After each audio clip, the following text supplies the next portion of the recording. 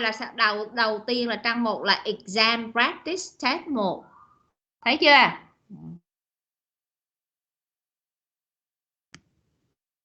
Dạ em thấy rồi cô.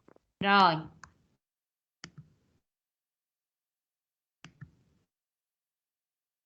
Bây giờ nè, hôm nay mình sẽ học nghe trong test. Nhưng mà cô chưa cho nghe 4 session luôn một lúc, cô sẽ cho nghe 2 session, một sửa bài tiếp tục 2 session tiếp theo, cả lớp lưu ý cho cô nghe. Bây giờ 2 session đầu tiên, cái bài đầu tiên là Art Classes at Bramley's Community Center, thì cả lớp cho cô nhìn nhớ cho cô nè. Mình nhìn xuống cái dạng bài thì đây là một cái bảng, tức là dạng bài table completions. Ở dạng bài table completion này cô lưu ý thông tin mình phải nhìn cái heading của cái bảng để mình xem người ta yêu cầu mình điền thông tin gì. Ví dụ trong này chúng ta có cái class đầu tiên thì số 4, số 7 sẽ là tên của các class này. Things to bring. Đây là lớp học về nghệ thuật về vẽ, có nhiều loại. Thành ra là cái thing to bring ở mỗi loại lớp nó sẽ khác, mình phải predict cái này. Cái cột thứ ba là fees and timetable. Những chỗ nào mà fee mà chưa điền tức là mình sẽ điền tiền, mà chỗ nào timetable mình chưa điền, họ chưa điền tức là sẽ điền thông tin về giờ. Phải predict cái đó. Và cái cuối cùng là tutor, thì thông tin về tutor trong này có thể là thông tin về tên, thông tin về số điện thoại. Như vậy trong quá trình mình đọc cái bảng là mình phải dự đoán là cái thông tin tôi sẽ cần phải nghe là gì. Và cô nhắc lại, thông tin trong bài theo đúng trật tự thông tin, người ta đánh số ở đây mình sẽ thấy 1, 2, 3 nó đi theo chiều ngang, nghĩa là người ta sẽ đọc từng cái loại class một và thông tin nó sẽ đi theo đúng cái chiều đó. Đó là bài thứ nhất cô nhắc. Loại bài thứ hai các bạn lật ra ở bên kia chúng ta có session 2 part 2. Trong bài đầu tiên câu 11 tới câu 14 là multiple choice with multiple answer. Nghĩa là câu trả lời trắc nghiệm với nhiều câu trả lời. Cô nhắc lại cái này cả lớp lưu ý cho cô. Cái thứ nhất, đọc cho kỹ keyword của câu hỏi ha, xem thử người ta hỏi cái gì, underline ra. Tiếp tục các option thì nhớ cho cô là một cái nguyên tắc bất di bất dịch là paraphrase. Người ta xem thử người ta hỏi mình cái gì để mình chọn đúng cái option đó. Những cái option trong này là cái option nào mình cũng nghe người ta đọc loáng thoáng. Như vậy cái mình loại ra, cái mình chọn nó sẽ dựa vào cái thông tin mình đọc ở trên cái câu hỏi, gạch cho cô cái keyword trong đó để xác định thông tin tôi cần phải nghe. Cô ví dụ, what two things will employee need to do during their first week in their new office space? Như vậy hai thứ employee need to do, cần phải làm, và ở đây là employee, và cái cực kỳ quan trọng là the first week. Thấy chưa? Rồi ở câu số 2 nè, which two steps have the company taken to improve the physical environmental of employees office? Như vậy hai cái step mà làm gì, liên quan tới cái gì? Physical environmental of employee office. Hai cái improvement nó là cái gì? Như vậy để ý cho cô câu bài tập số 2. Tiếp tục chúng ta sẽ nghe cái map. Thì khi nghe map cô nhắc lại, dạng bài trong này là dạng bài chữ ở trong cái map, mình phải pick up cái chữ mình bỏ ra. Mình xem thử người ta bắt đầu từ chỗ nào, người ta follow những cái information, những cái instruction người ta chỉ như thế nào, và cái phải nghe cho được cuối cùng là những cái vị trí mà người ta, những cái từ người ta locate cái vị trí cho mình, cái bài map, được chưa? 15 tới 20 rồi. Thông tin trong bài cũng theo đúng trật tự thông tin người ta đánh số cho mình. Cả lớp lưu ý cho cô nghe. Rồi bây giờ cô cho nghe 2 session đầu tiên trước, cô sẽ sửa, sau đó cô sẽ cho nghe 2 session tiếp theo. Khi nào mà cô cảm thấy ổn thì cô sẽ cho cả lớp nghe 4 session cùng một lúc, để các bạn tự đánh giá được cái bài của mình là trong chừng đó thời gian mình nghe được bao nhiêu câu. Cả lớp lưu ý cho cô nghe đó.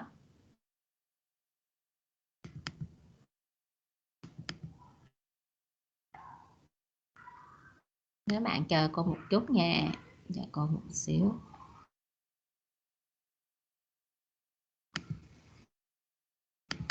Các bạn nghe đây là bạn nghe unit mấy cô? Test 1, lật ra trang 1 là có rồi liền Bách. Thấy chưa Bách? Lật ra trang 1 luôn.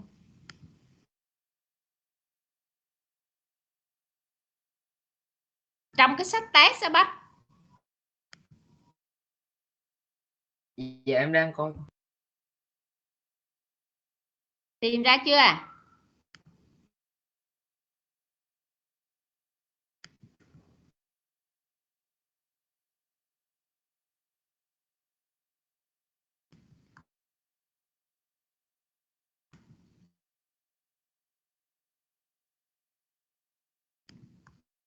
Dạ rồi cô. Rồi.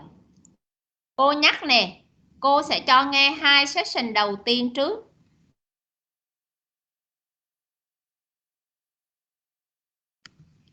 Bây giờ cả lớp nghe nha.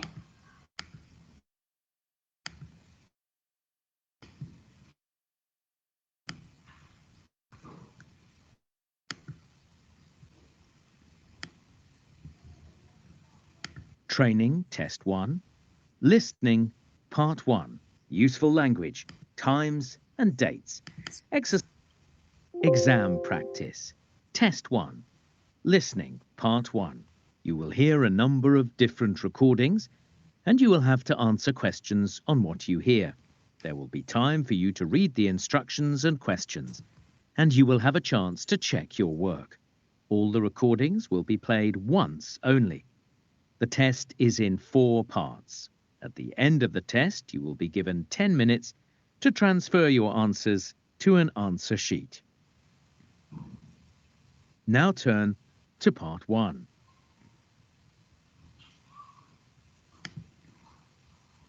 You will hear a phone conversation between the manager of a community centre and a woman who is inquiring about art classes in the centre. First, you have some time to look at questions 1 to 6.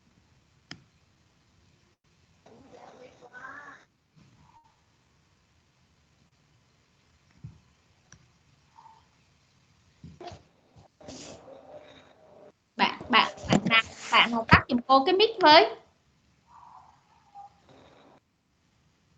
Hạnh tắt cái mic cái Hạnh.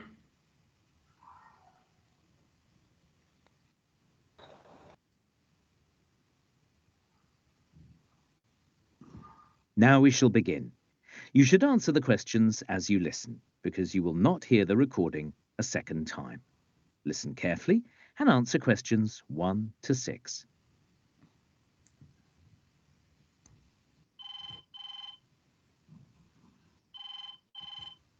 Bramley Community Centre, how can I help? Oh, hi. I'm calling about the art classes at the centre office. I had a quick look at your website. I think one of the classes is called something like Movement and Light. That's right. The focus is on painting in the style of the French Impressionists. Yes, I saw that in the description. But I've got a few questions if you don't mind. Sure, go ahead. Well, do I need to bring anything to the class or is everything supplied? Not quite. What you'd need to do is get yourself some brushes. I'd suggest a range of them, you know, in different sizes. All right. Yes, I guess it would make sense to bring your own. I'll make a note of that. And you know what the fee for the class is? For one term, it's $170, isn't it? That's right. But if you sign up for 2 terms, it actually works out cheaper. How much would that be? $285. And we do find that a lot of people sign up for a couple of terms. It's such a great class. OK, I'll give it some thought. And that's on Monday evenings, isn't it? Yes, from 6 p.m. to 8 p.m. in room 15. And who's the tutor? The tutor? He's a local artist.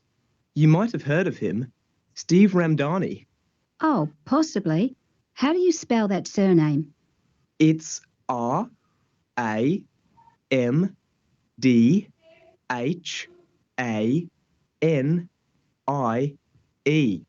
Got that? Yes, thanks. Now, you've also got a class called Clay Basics. It's a pottery class, right? Yes, that's right. Do we get to use a pottery wheel? Yes, you do. Oh, great. But we'd be making something simple, I hope. I can't imagine producing a vase or anything with a handle. No, in the first term, you'd just be producing 2 or 3 bowls. That means learning how to shape and glaze them. Sounds great.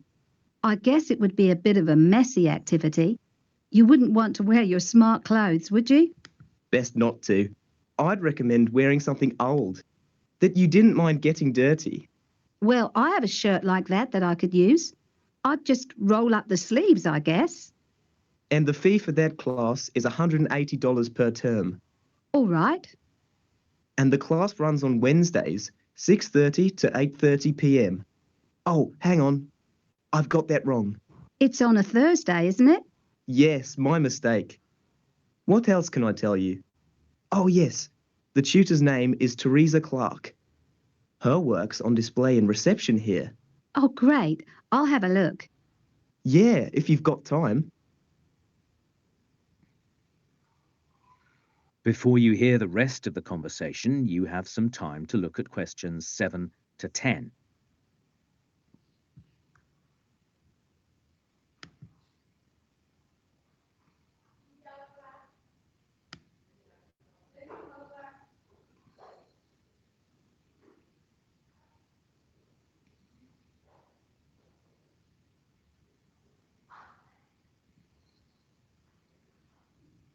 Now listen and answer questions 7 to 10. Now the other class I thought looked interesting was sketching architecture. Oh, yes, for that one, everyone goes down to the local park because it's surrounded by so many beautiful old buildings. Oh, right. Like the old post office. Well, I think you begin by drawing the library. There's a good view of it from the park, I believe. Okay, nice. Actually, come to think of it, I think I've seen the sketching class down in the park when I've driven past. Don't they all take a fold-up chair with them? I believe so. Is there anything else I ought to know? Well, the people who do the class, they tend to make a sandwich for themselves and bring that along. So I'd recommend you do that too. Good idea. I get grumpy when I'm hungry. All right. That's $160 per term for that class, and it's on Fridays from 11 a.m. till 1. So, if the classes are in the park, that's quite a big area. Where do we actually meet? Good point. Everyone usually heads along just before 11 a.m. and they meet each other at the top of Victoria Street, at the Station Road end. So, on the corner? Great. And the tutor is... Annie Lee. You know what? I'll have to think about the other two, but I'd definitely like to enroll for Annie's class. I'm happy to pay now. In that case, you're going to need Annie's cell phone number in case you're running late or the class gets cancelled. I see. Okay, what's the number, please? It's 021 785 6361. Just text her if there's a problem. Now, how would you like to pay? We can do cash or maybe... That is the end of part 1. You now have 1 minute to check your answers.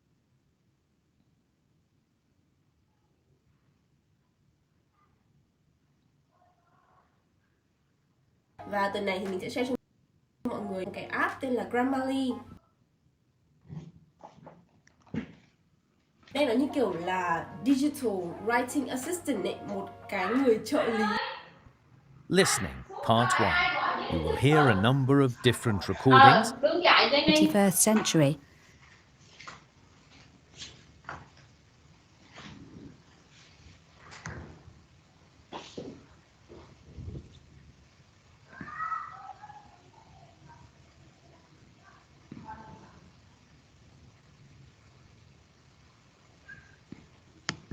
Rồi, giờ nghe session 2 nghe.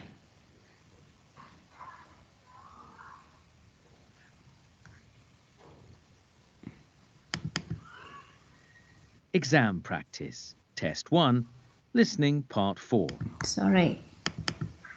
Training Test 1, Listening Part 3. Dừng lại đi.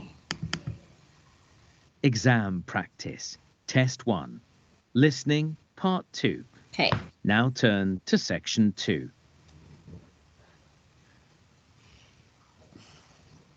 You will hear the manager of a factory talking to office staff about renovation work at the factory complex.